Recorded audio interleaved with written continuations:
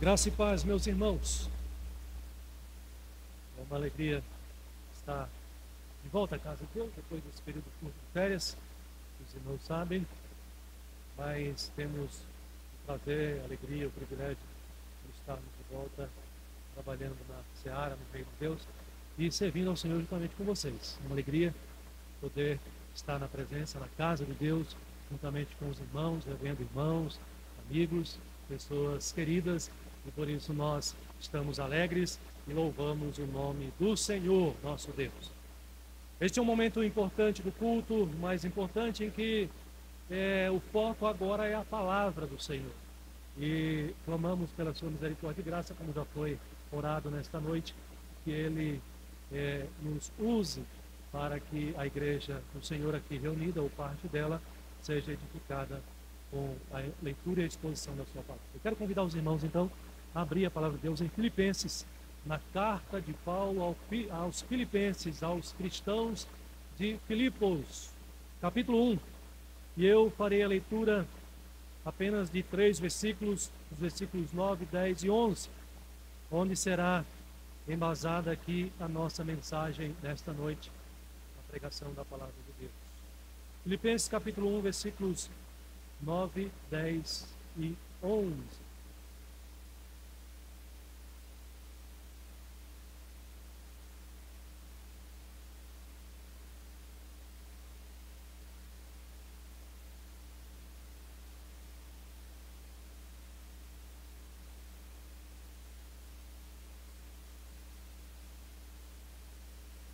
Amém? Misericórdia não, né? Amém. Então vamos lá. Acompanhe a leitura, mesmo sentados, mas com reverência, a palavra do Senhor, que nos diz assim, o apóstolo Paulo: e também faço esta oração, que o vosso amor aumente mais e mais em pleno conhecimento e toda a percepção, para aprovardes as coisas excelentes e serdes sinceros e inculpáveis para o dia de Cristo, cheios do fruto de justiça, o qual é mediante Jesus Cristo, para a glória e louvor de Deus. Amém. Essa é uma bela carta de Paulo aos cristãos de Filipos. É uma carta onde Paulo, ele trata do amor. Por isso nós cantamos muito e lemos textos aqui sobre o tema do amor. E é uma carta onde Paulo também revela o seu amor para com esses irmãos.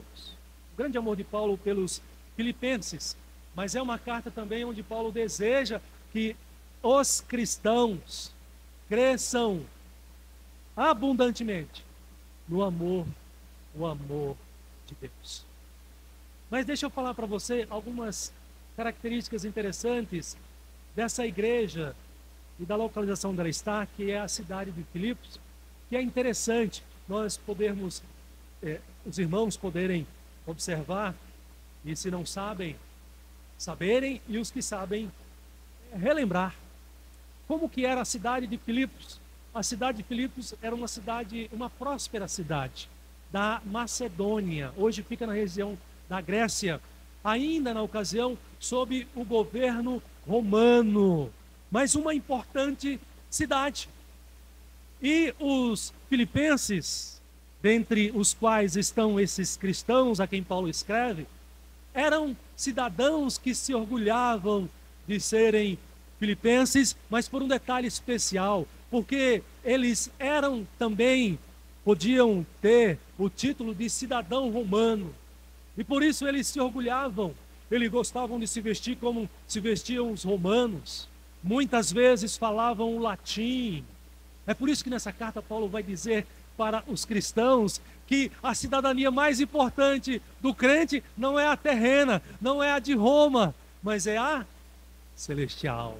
Por isso que ele trata aqui nessa carta falando a respeito da cidadania. Outra coisa que é curiosa é que essa foi a primeira igreja fundada por Paulo na Europa. Então, possivelmente por causa disso também, Paulo tinha um carinho muito especial pela igreja que ficava na cidade de Filipos. E uma outra coisa é que quando ele escreveu essa carta, ele estava preso. Provavelmente Paulo estava preso em Roma por volta do ano 61, e ali, sob cadeias, ele escreve esta carta. E olha que motivo interessante, 3 motivos importantes aqui. Paulo escreve essa carta basicamente para agradecer àqueles cristãos de Filipos, que eram prósperos, que souberam, quando ele estava preso, eles enviaram ofertas para o apóstolo Paulo. Mas não foi só por esse motivo que ele escreveu. Um outro motivo importante também que Paulo escreve essa carta é porque ele soube que havia pessoas na igreja de Filipos que estavam ensinando falsas doutrinas, e Paulo, preocupado que esses irmãos cresçam na sã doutrina, ele escreve também corrigindo essas falsas doutrinas. Mas ele também soube de que havia ali na igreja líderes que se opunham contra ele.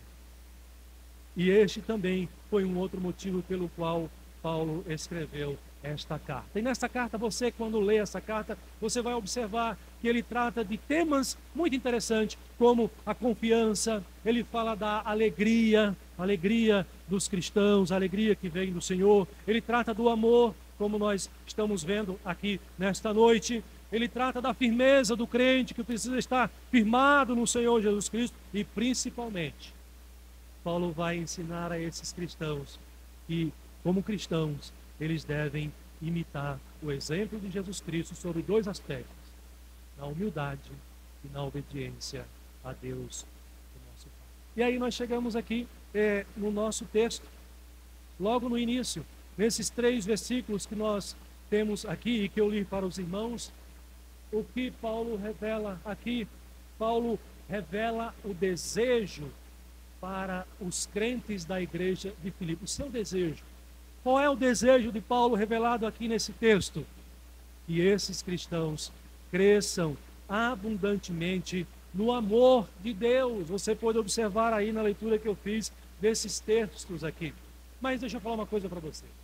Esse desejo não é só do apóstolo Paulo. Não foi criado da cabeça dele. Esse, meus irmãos, é o desejo de Deus para todos nós. É o desejo de Deus para a sua vida. Que você e eu cresçamos mais e mais no seu amor. Como cristãos, como igreja de Cristo na terra, nós precisamos crescer no amor de Deus. Eu pergunto para você, que ambiente é mais propício para que o amor de Deus seja multiplicado, seja frutificado, produza os seus frutos?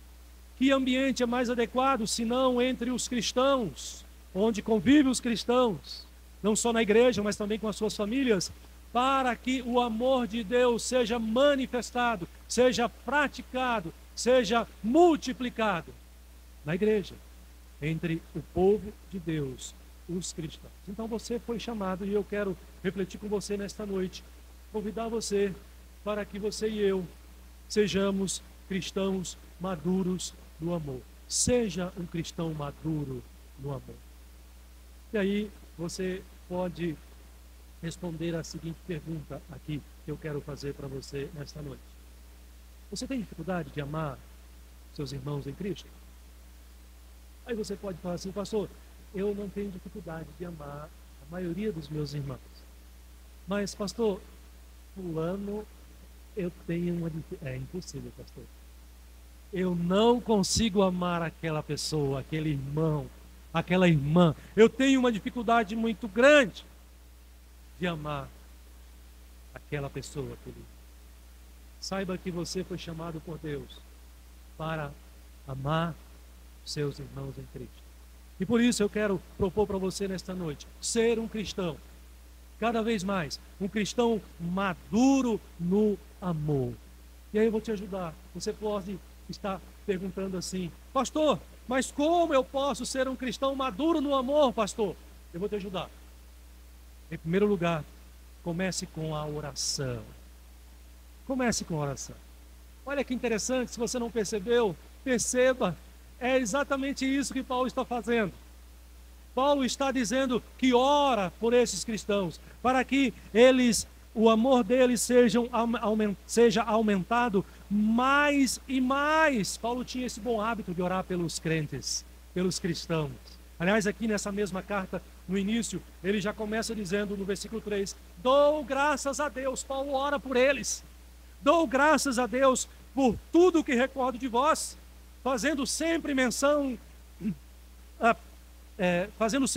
com alegria, súplicas por todos vós. Eu atropelei o texto aqui, eu vou corrigir. Versículo 4: fazendo sempre com alegria, súplicas por todos vós, em todas as minhas orações. Assim ficou perfeito. É assim que está no texto. Mas Paulo, ele ora pelos cristãos. Nós podemos crescer no amor e sermos maduros no amor, começando pela oração, clamando ao Senhor que nos ajude. Nós precisamos imitar a Paulo nisso. Nós devemos orar a Deus pedindo para o Senhor: Senhor, me ajude a crescer no amor, a ser um cristão mais amável, a ser um cristão que ama os meus irmãos, a ser um cristão que, a exemplo de Cristo Jesus, eu possa estar assim glorificando o teu santo nome. Por isso nós podemos observar no versículo 9 Paulo fazendo esta oração e dizendo que ele clama ao Senhor, que ele ora ao Senhor para que este amor dos cristãos de Filipos cresça, aumente, multiplique mais e mais. Mas pastor, por que eu tenho que pedir a Deus para Ele me fazer aumentar neste amor? É simples. O amor não é nosso. O amor não é produzido pelo ser humano. O amor genuíno, o amor verdadeiro é produzido pelo próprio Deus. O amor pertence a Ele. Você só vai poder amar os seus irmãos com a ajuda de Deus. Esse é o ponto. Então, se você deseja ser um cristão maduro no amor, você precisa orar pedindo para Deus: Senhor, me ajude a amar os meus irmãos, mesmo aquele irmão, aquela irmã que eu acho que é uma pessoa mais difícil. E não tenha dúvida que o Senhor terá prazer, terá alegria em ouvir essa sua oração. O Senhor terá prazer, terá alegria em atender essa sua oração. Sabe por quê? Porque o amor é a marca característica do Filho de Deus. O amor precisa estar presente nas nossas ações, nas nossas palavras, nos nossos relacionamentos. O amor de Deus precisa fazer parte da nossa vida, da vida do convertido. Por quê? Porque Deus é amor, nos diz a palavra. Aqui em João, 1 João capítulo 7, versículo 4, o texto que nós lemos, ele já nos ajudou nesse sentido, dizendo: amados, amemos-nos uns aos outros, porque o amor procede de Deus, é dele. É por isso que você precisa orar pedindo para Deus, se você deseja amar os seus irmãos, se você deseja obedecer a Deus nisso, porque é mandamento do Senhor que nós amemos uns aos outros. Você precisa clamar, orar, suplicar: Senhor, quebranta o meu coração. Senhor, me dá mais amor por aquele irmão, por aquela irmã. Me dá mais amor pelo teu povo. Me dá mais amor pelos meus filhos. Me dá mais amor pelo meu cônjuge. Me dá mais amor pelo meu pai, pela minha mãe. Me dá mais amor pelo teu povo de maneira especial. O amor procede de Deus. Diz João, e ele diz: todo aquele que ama é nascido de Deus. Por isso que eu disse para você que o amor é uma marca característica, deve ser uma marca característica na sua vida. Se você é um crente de verdade, se você é uma pessoa convertida, e eu espero que seja, e eu assim me alegro com esta realidade da sua vida com Deus, então nós precisamos crescer neste amor, meus irmãos. Nós precisamos amadurecer no amor de Deus. Nós precisamos ser uma igreja conhecida pela prática do amor de Deus, pela prática do amor cristão. Nós precisamos buscar resolver em amor as nossas diferenças e assim estarmos glorificando a Deus. Veja só que interessante, Deus salvou a sua vida, mas a Bíblia nos ensina que a salvação é fruto do amor de Deus para conosco. Se você, para todos os lados que você olhar, você vai entender que a vida cristã, ela está estruturada sobre o amor. João 3,16 diz: porque Deus amou ao mundo de tal maneira que deu o seu Filho unigênito para que todo aquele que nele crê não pereça. Aquele que nele crê não pereça, mas tenha a vida eterna por amor. A salvação que Deus lhe deu está fundamentada no amor. Deus te regenerou da morte para a vida para você viver na prática do amor. Então, eu quero convidar você e desafiar você a buscar mais viver no amor de Deus a partir desse ano 2024 e daqui para frente, você continuar crescendo e, como Paulo deseja para os cristãos de Filipos, também deseja para nós que o amor de Deus em nós aumente mais e mais para a glória do nosso Deus e Pai. Paulo diz: eu faço essa oração e faço constantemente a Deus. Então imitemos a Paulo. Oremos. Pastor, como é que eu posso ser um cristão maduro no amor? Comece com a oração, pedindo ao Senhor: Senhor, aumente esse amor em meu coração pelos meus irmãos, mais e mais, mas peça com vontade de amar. Peça sendo sincero e verdadeiro ao Senhor. Peça entendendo a importância do amor de Deus na sua vida e na vida dos seus irmãos. Peça entendendo a importância do testemunho de uma vida de amor para os nossos vizinhos aqui, para os seus colegas, para os seus amigos, ao ver como você ama os seus irmãos em Cristo ou aqueles que estão próximos de você. Pastor, como que eu posso ser um cristão maduro? Eu já disse para você. Comece com a oração. Mas, pastor, como eu posso ser um cristão maduro? Em segundo lugar, busque conhecimento. Eu estou falando isso com base no texto aí. O conhecimento, ele é fundamental. E o versículo 9, na parte final desse versículo, Paulo diz que o vosso amor aumente mais e mais. E aí ele complementa, ele diz: em pleno conhecimento e toda a percepção. Essas duas palavras aqui, irmãos, têm uma importância toda especial aqui. A palavra conhecimento e a palavra percepção, elas são importantes aqui para você que deseja crescer no amor de Deus. O conhecimento que Paulo trata aqui, em primeiro lugar, é o conhecimento intelectual. É o conhecer, o saber das coisas. E neste caso, de maneira especial, é o conhecimento do próprio Deus. É o conhecimento através da palavra do Senhor. É o conhecimento que você absorve através do seu intelecto. Quanto mais você busca, quanto mais você lê, mais você conhece a Deus, conhece a verdade, conhece a palavra de Deus, mais você sabe das coisas da revelação do próprio Deus. Então é um conhecimento intelectual, mas veja, não é apenas intelectual, não é apenas teórico. Esse conhecimento que Paulo trata aqui, ele é um conhecimento também experimental, ou seja, é prático. A ideia é que você conhece de Deus para praticar.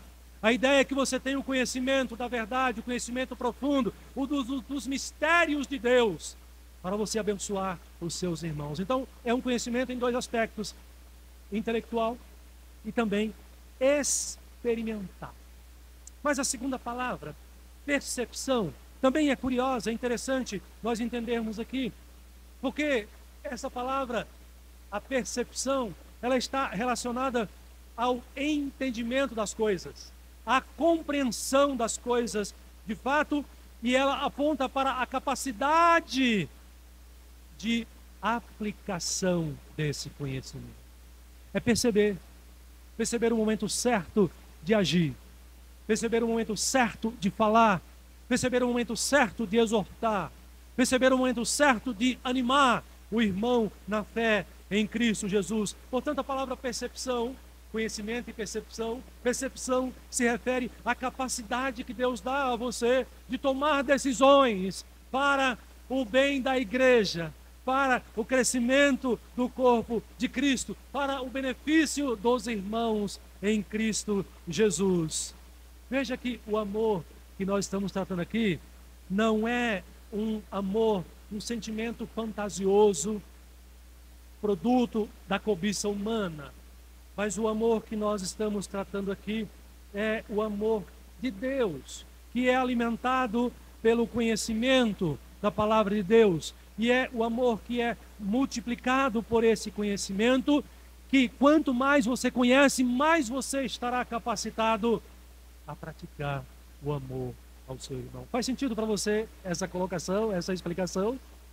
Conhecimento, percepção, intelecto, ou conhecimento intelectual e ação prática estão aqui relacionados. Ou seja, quanto mais você conhece a palavra de Deus, quanto mais você estuda a palavra do Senhor, e quanto mais você se relaciona com Ele, mais cheio deste amor você estará, e mais preparado você estará para amar os seus irmãos.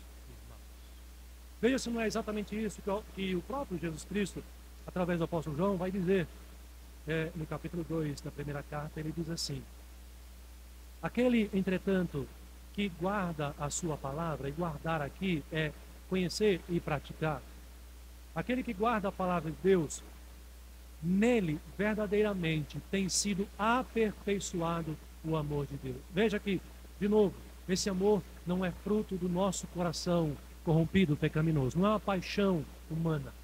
Esse amor é o amor de Deus em nossos corações, derramado em nossos corações. E esse amor, ele é fortalecido por meio da palavra do Senhor. Então, quanto mais você guarda, lê, conhece e obedece a palavra de Deus, diz o apóstolo João, mais aperfeiçoado você é no amor de Deus. Será que a nossa igreja é uma igreja conhecida porque ela tem essa característica do amor cristão? Eu perguntei isso para minha esposa: você acha que nós somos cristãos que nos amamos uns aos outros cada vez mais? Eu, claro que não vou falar a resposta para você, vou deixar você na curiosidade aqui. Mas você tem a sua resposta, e eu tenho certeza de que você concorda comigo, de que qual seja a sua resposta, numa coisa nós concordamos, de que nós precisamos crescer neste amor, porque por mais que nós amemos uns aos outros, nos amemos uns aos outros, nós ainda não chegamos ao limite, à perfeição. Então você e eu precisamos crescer neste amor, no amor de Deus para conosco. E o caminho é o conhecimento. Busque o conhecimento. Ao contrário de João, o profeta Oséias vai falar o contrário daqueles que não buscam o conhecimento. O que acontece com eles? Ele diz, Oséias capítulo 4, versículo 6, diz, o próprio Deus diz através do profeta, do povo que despreza a palavra, despreza o conhecimento de Deus, despreza a Bíblia, tem cansaço ao ler a Bíblia, tem sono ao ler a Bíblia, tem desânimo ao ler a Bíblia. O profeta diz, o meu povo está sendo destruído porque lhes falta conhecimento. Você quer ser um cristão maduro no amor? Busque em oração. Busque o conhecimento. Mas pastor, tem crente, tem irmão que não gosta de ler a Bíblia. Pastor, tem irmão que tem preguiça de ler a Bíblia. Nós não podemos ser assim. Ao contrário, nós precisamos seguir os passos do salmista nesse sentido. Do prazer que ele tinha pela palavra de Deus. E, aliás, o Salmo 119 é um salmo que me alegra o coração, enche o meu coração de alegria, quando eu testemunho o amor, o prazer, a paixão, nesse sentido você me entende, que o salmista tem pela lei de Deus, pela palavra do Senhor. Olha o que ele diz: mais me regozijo com o caminho dos teus testemunhos do que com todas as riquezas. Tem crente que está querendo ser rico, que vive em busca da riqueza ou de enriquecer-se, porque para ele, espero que não seja isso com nenhum de vocês aqui, a coisa mais importante é a riqueza, é o dinheiro. O salmista está dizendo assim: eu desprezo tudo isso, eu troco pela palavra do Senhor. Mais me regozijo, mais me alegro com o caminho dos teus testemunhos do que com... Ele não fala qualquer riqueza, só um pouquinho de dinheiro, alguns milhares de reais ou de dólares, mas ele está dizendo toda a riqueza. Terei prazer nos teus decretos, não me esquecerei da tua palavra. Você tem prazer na palavra de Deus? Você tem prazer quando você lê a Bíblia? É disso que eu estou falando para os irmãos aqui, de buscar esse conhecimento, buscar com alegria, com prazer, com vontade de conhecer a esse Deus cada dia mais, cada vez mais. E eu estou dizendo, quanto mais você conhece a Deus, quanto mais conhecimento você tem desse conhecimento, mais capacitado você estará para amar o seu irmão. Por isso o salmista ainda clama ao Senhor dizendo assim: guia-me pela vereda dos teus mandamentos, pois nela, na palavra, na lei, ele diz, me comprazo. A ideia é que eu tenho prazer nos teus mandamentos.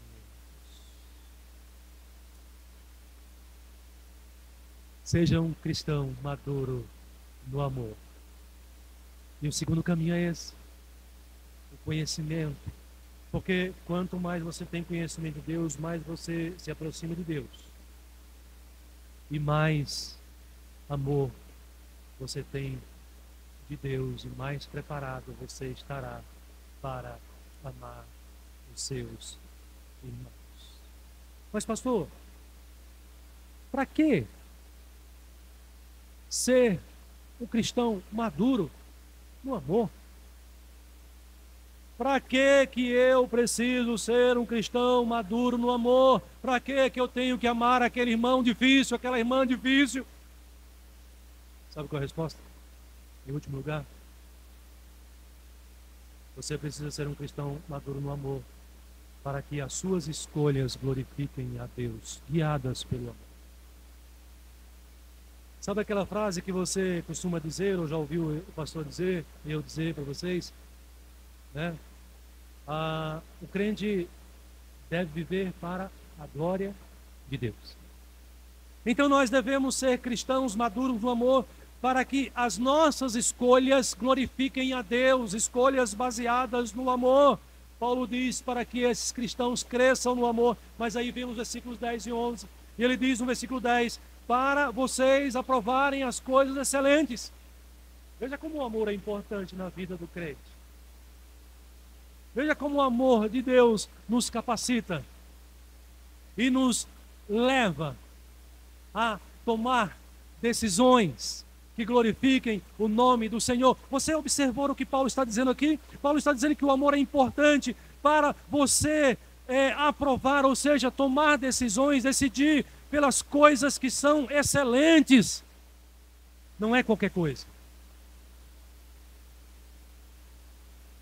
Pastor, que coisas excelentes são essas que o apóstolo Paulo está dizendo que nós podemos e devemos buscar, devemos praticar? Irmãos, o amor de Deus, ele nos leva a fazer escolhas que glorifiquem o nome do Senhor. Porque quando você toma suas decisões, você não está pensando em você mesmo de maneira egoísta. Quando você está ouvindo a palavra de Deus, ensinando você e dizendo que nós precisamos amar uns aos outros, você se obriga a amar a todos, independente de quem seja, porque você não está pensando agora mais em você, você não está pensando mais em agradar a você mesmo, ou você mesma, mas você é levado por este amor a Deus, a tomar decisões que glorifiquem a Deus, e você vai se obrigar a amar a todos, independente de quem seja, por amor a Deus, porque o critério agora é diferente. Quando a pessoa vive sem o amor de Deus em seu coração, e você consegue perceber isso facilmente, as pessoas que vivem sem o amor de Deus em seus corações, elas são pessoas que têm uma forte tendência a viverem suas vidas de maneira muito egoísta. Elas pensam, em primeiro lugar, em si mesmas. E depois, se couber, elas pensam no próximo, pensam nos outros. Elas são pessoas sem o amor de Deus em seus corações, que têm uma forte tendência a viverem suas vidas de maneira muito orgulhosa. É por isso que eu prefiro me relacionar, se eu tiver que escolher, se eu puder escolher, mil vezes com cristãos do que com o incrédulo. Mas eu sei que eu preciso me relacionar com ele para que eles sejam alcançados também pela pregação do Evangelho. Mas o que eu estou pontuando para vocês aqui é que aquele que não foi alcançado pela graça de Deus e pelo amor de Deus, eles têm uma forte tendência de viver uma vida egoísta, não uma vida de amor pelo próximo, pelas pessoas à sua volta, e assim as suas decisões não serão decisões por coisas excelentes. E sabe o que significa aqui coisas excelentes? Coisas que vão servir para o benefício dos outros, mais do que para você mesmo. Coisas excelentes aqui têm a ver também com a capacidade de você distinguir entre o bem e o mal. Coisas excelentes têm a ver com a capacidade de você distinguir entre o que é certo e o que é errado, e você escolher o melhor. Paulo está dizendo então que,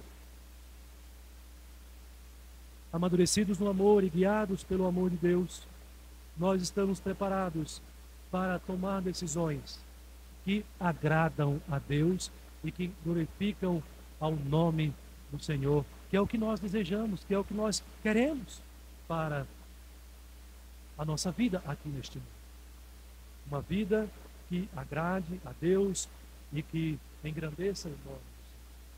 Mas Paulo vai usar uma outra palavrinha aqui importante na sequência do versículo 10. Ele diz, para provar de coisas excelentes, mas aí ele diz, e serdes sinceros e inculpáveis. A palavra sincero aqui tem uma tradução também muito importante. João Ferreira de Almeida optou pela palavra sincero, mas ela pode ser traduzida pela palavra puro. Puro. E você pode entender isso sem maiores dificuldades, porque aquele que é guiado pelo amor de Deus e que, portanto, nas suas escolhas, ele faz escolhas excelentes, significa que as suas escolhas são escolhas santas, são escolhas que promovem a sua própria santidade, a sua própria pureza. Aqueles que são guiados pelo amor de Deus são pessoas que tomam decisões não guiadas pelo pecado, pela cobiça do seu coração e que os levem ao pecado, mas são pessoas guiadas pelo amor de Deus que tomam decisões que promovem a sua própria santidade. Por isso Paulo diz, vocês escolham coisas excelentes e sejam sinceros ou puros e inculpáveis. É o crente que tem uma vida santa, uma vida vivida em santidade. E veja, quando você decide amar o seu irmão, amar o seu próximo, você não opta em fazer o mal a ele. E fazer o mal às pessoas é uma coisa terrível, que não agrada a Deus e nem glorifica o nome de Deus, mas profana o nome de Deus. Não santifica o nome de Deus com essa atitude, mas desonra o nome de Deus. Mas quando você se deixa guiar pelo amor de Deus, as escolhas excelentes são essas. É a escolha pela moral, pelo certo, pelo que glorifica a Deus, pelo bem que você pode fazer ao seu próximo.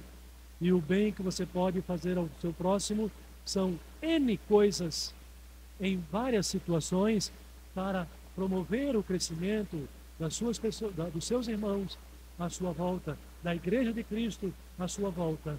E eu tenho certeza que você fazendo bem ao seu próximo, você estará fazendo aquilo que agrada a Deus. Você estará tendo atitudes cristãs, portanto, colaborando com uma vida de santidade e de pureza. Por isso, a palavra que o apóstolo Paulo usa aqui, para serdes puros e inculpáveis. O incrédulo, o descrente, não vai ter do que lhe acusar. E você já deve ter percebido isso na sua vida de crente. Vida de crente é interessante, né? Na sua vida cristã, né? Que é a sua vida íntegra, que você vive neste mundo, a sua vida com Deus. Você já deve ter percebido como o não crente tem prazer.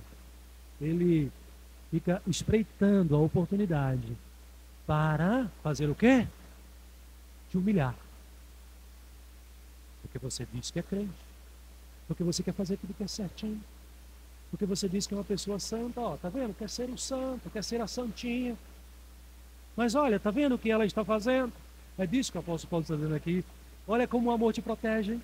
Percebe disso? Percebe isso? Como o amor de Deus te protege, como fazer o bem ao teu irmão, fazer o bem ao próximo, te conduz numa vida de pureza, de tal maneira que o incrédulo, que o ímpio, que o maldito, que não ama a Deus, e que odeia você porque você ama a Deus e quer fazer tudo certinho, ele vai olhar para você e vai procurar esmiuçar a tua vida, mas ele não vai ter do que te acusar.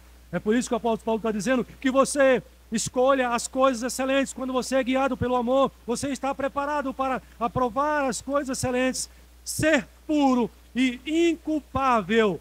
E também no dia de Cristo Jesus, quando ele voltar para te buscar, você ser recebido por ele diante do nosso Deus. Mas o apóstolo Paulo usa ainda uma outra palavra interessante, que é a justiça. Ele diz no versículo 11 que nós, como cristãos que amamos uns aos outros, nós temos a condição de sermos cheios do fruto da justiça. Esse fruto Cristo já conquistou para mim e para você na cruz. Esse fruto da justiça, Ele já nos concedeu. Nós só precisamos colocar em prática, receber dele e colocar em prática. Ou seja, de maneira bem objetiva, é você tratar as pessoas, e especialmente os seus irmãos, de maneira justa. Sabe, de um tempo para cá, eu me peguei com essa doutrina da justiça de Deus, com esse ensinamento. E eu comecei a observar que eu precisava crescer muito nisso. Porque a minha tendência como um ser humano, um pecador que sou, é não tratar os irmãos e as pessoas à minha volta com justiça, principalmente quando tratar com justiça implica em abrir mão de alguma coisa que eu quero muito, por causa do meu egoísmo.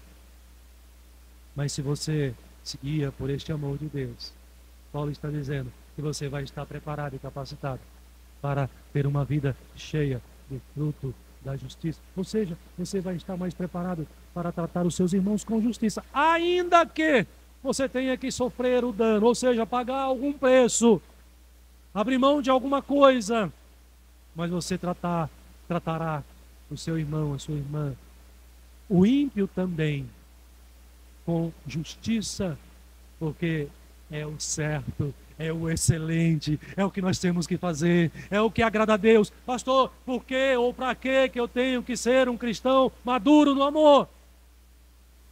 Para que você glorifique a Deus com as suas atitudes, com as suas decisões, com o seu viver aqui neste mundo. É por isso que nesta mesma carta aqui, meus irmãos, o apóstolo Paulo vai dizer no versículo 27 do capítulo 1, ele exorta a igreja, anima a igreja dizendo: vivei acima de tudo por modo digno do evangelho de Cristo, para que, ou indo ver-vos, ou estando ausente, ouça no tocante a vós outros, que estáis firmes em um só espírito, como uma só alma, lutando juntos pela fé evangélica, e em nada estáis intimidados pelos adversários, pois o que é para eles prova evidente de perdição, a cruz de Cristo, o evangelho para o ímpio, não tem valor algum.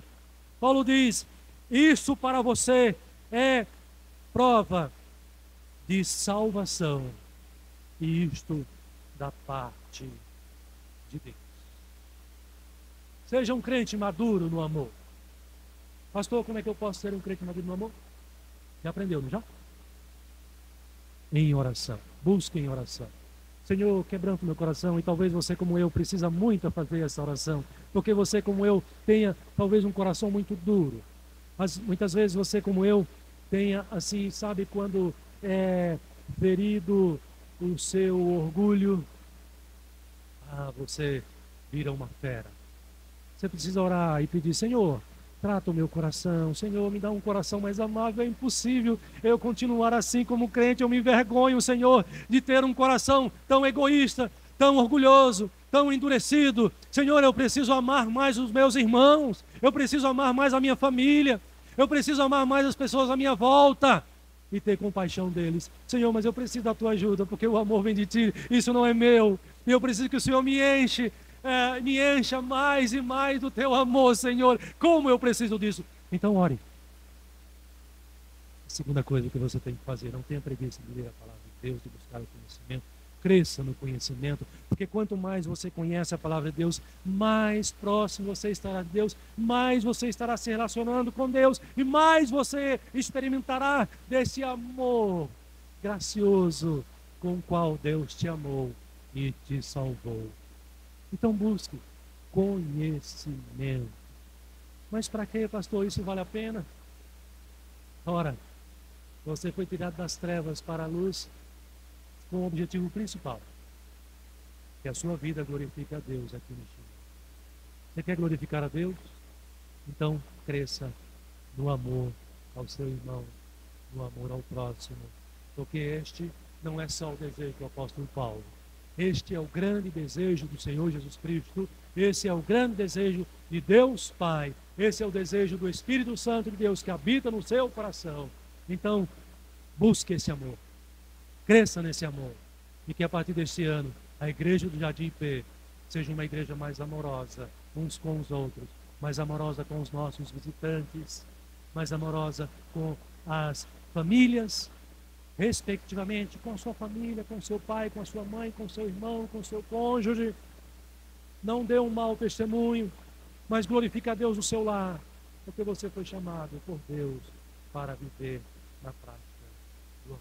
Que Deus tenha misericórdia de nós e que Deus nos ajude a não envergonharmos do seu nome, mas a glorificá-lo com a prática do amor na nossa vida.